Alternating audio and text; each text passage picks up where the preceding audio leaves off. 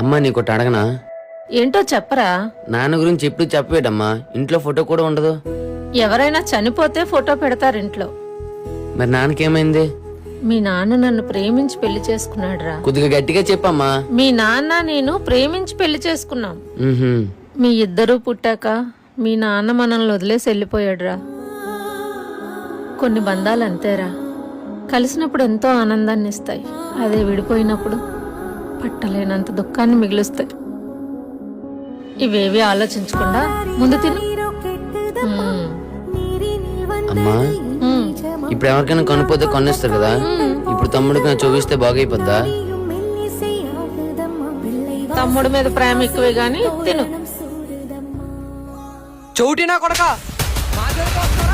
అన్న అన్న కొట్టద్దన్నా, అన్న అన్న కొట్టద్దన్నా, అన్న